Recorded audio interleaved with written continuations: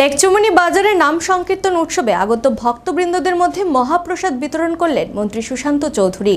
বৃহস্পতিবার লেকচুমনি বাজারে নাম সংকীর্তন উৎসবের কমিটির তরফ থেকে মহাপ্রসাদ বিতরণ করা হয়। এদিনের এই মহাপ্রসাদ বিতরণ কর্মসূচিতে অংশ নিয়ে মন্ত্রী সুশান্ত চৌধুরী নিজের হাতে অগণিত ভক্তদের মধ্যে খিচুড়ি বিতরণ করলেন। পরবর্তী সময়ে সাংবাদিকদের মুখোমুখি হয়ে তিনি বলেন, প্রতি বছরই লেকচুমনি বাজারে নাম সংকীর্তন উৎসব আয়োজন করা হয়। এই বছর এই উৎসব 58তম বছরে পা দিয়েছে। তিনি বলেন, নাম সংকীর্তনের আনন্দ উৎসব শুরু হয়েছে গোটা রাজ্য জুড়ে। বিভিন্ন বাজারে কীর্তন চলছে এখন। শান্তি শৃঙ্খলা বজায় রেখে রাজ্যের মানুষ উৎসব আনন্দে মেতে উঠুক, এটাই চাই সরকারও। ধর্মীয় নিরপেক্ষতা বজায় রেখে রাজ্যের মানুষ নিজের উৎসব করবেন, এটাই কাম্য।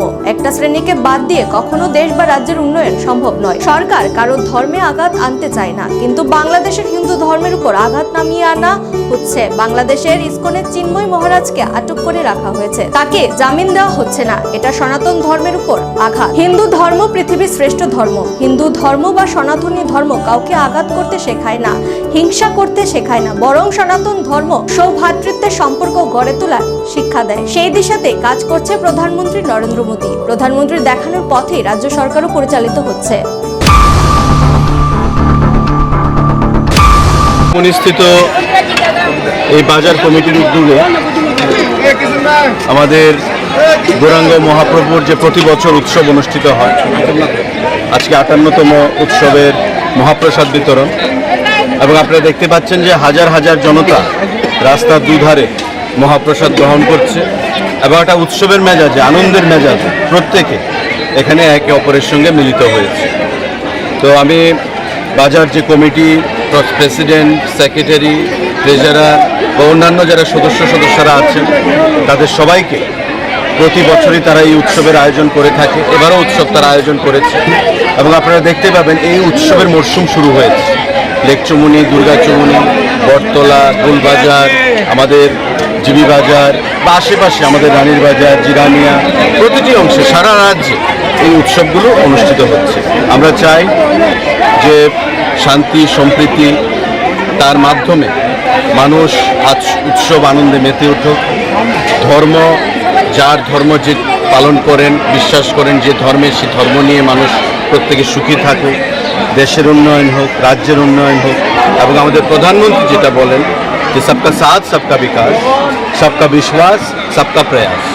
একটা শ্রেণীকে বাদ দিয়ে কখনো দেশের উন্নয়ন বা রাজ্যের উন্নয়ন সম্ভব না। আমরা কারোর ধর্মে আঘাত আনতে চাই না, কিন্তু আমরা দেখতে পাচ্ছি পার্শ্ববর্তী বাংলাদেশে আমাদের ধর্মের উপর, হিন্দু ধর্মের উপর এক শ্রেণীর মানুষ যারা আঘাত আনছে, প্রতিনিয়ত আজকেও আঘাত আনছে। আপনারা জানেন যে আমাদের ইসকনের যিনি সেখানে পৃষ্ঠপোষক, সেই প্রভুকে সেখানে আটক করে রাখা হয়েছে, সব জামিন দেওয়া হচ্ছে না। এটা আমরা মনে করি যে হিন্দু ধর্মের উপর আঘাত, সনাতন ধর্মের উপর আঘাত। সনাতন ধর্ম বা হিন্দু ধর্ম হচ্ছে পৃথিবীর শ্রেষ্ঠ ধর্ম। সনাতন ধর্ম কখনো কাউকে আক্রমণ করতে শেখায় না। সনাতন ধর্ম কখনো কাউকে হিংসা করতে শেখায় না। সনাতন ধর্ম শিক্ষা দেয় ভালোবাসা, সনাতন ধর্ম শিক্ষা দেয় প্রেমের, সনাতন ধর্ম শিক্ষা দেয় আত্মীয়তা। বসুধৈব কুটুম্বকম, the world is my family. সারা পৃথিবী আমার আত্মীয়।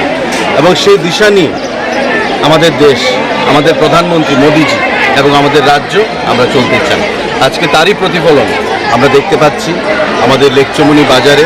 এখানে হাজার হাজার মায়েরা, যুবক ভাইয়েরা, গুরুজনেরা সমবেত হয়েছেন প্রসাদের জন্য, মহাপ্রসাদের জন্য অপেক্ষা করছেন এবং মহাপ্রসাদের গ্রহণের মাধ্যমে তারা একটা অনাবিল আনন্দে তারা মেতে ওঠে। তারা মনে করেন যে তারা বিশেষ পুণ্য লাভ করছে। এই যে বিশ্বাস মানুষের মহাপ্রসাদের প্রতি, সেটাই আমাদের ভারতবর্ষকে পৃথিবীর শ্রেষ্ঠ দেশ হিসেবে আত্মপ্রকাশ করেছে, বিগত দিনেও ছিল।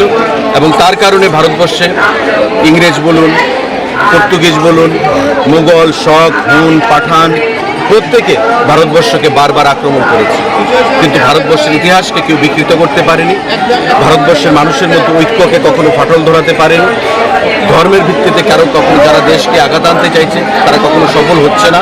এবং আমাদের মোদীজি যতদিন রয়েছেন দিল্লিতে প্রধানমন্ত্রী হিসাবে, আমরা সবাই এভাবে উৎসব আনন্দের মধ্য দিয়ে আমাদের নিয়ে যেতে হবে।